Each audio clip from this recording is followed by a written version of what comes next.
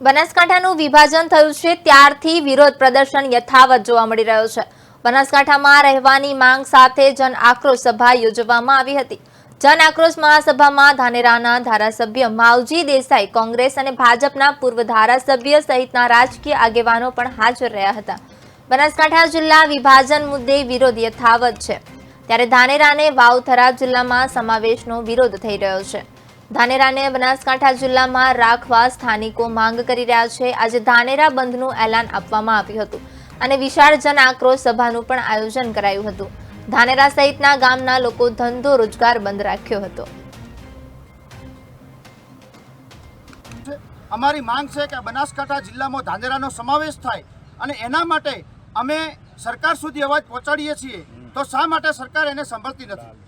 આજે જ્યારે હિતરક્ષક સમિતિના બેનર નીચે જે કાર્યકર્તાઓ રાષ્ટ્ર શક્તિની ભાવનાની લઈને ગામ સ્તર સુધી જે પાર્ટીને મજબૂત કરવાના કામો કરે છે, એ કાર્યકર્તાઓને આજે રસ્તા ઉપર આવી જવું પડ્યું છે। કારણ એકના એક વ્યક્તિનો અહમને સંતોષવા માટે માત્ર ને માત્ર શંકરભાઈ ચૌધરીના ષડયંત્રના લીધે આ બનાસકાંઠા જિલ્લાના ધાનેરા તાલુકાને સતત પાછળ રાખવામાં આવે છે। એનું કારણ શું? ધાનેરા વિધાનસભા હોય કે બનાસકાંઠાની લોકસભા હોય, જ્યારે પણ પોતાના મનસ્વી નિર્ણયોથી ટિકિટો આપવામાં આવે છે, ત્યારે ભારતીય જનતા પાર્ટીની ટિકિટથી અહીંયા પોતાના મનસ્વી નિર્ણયના લીધે જીતતું નથી।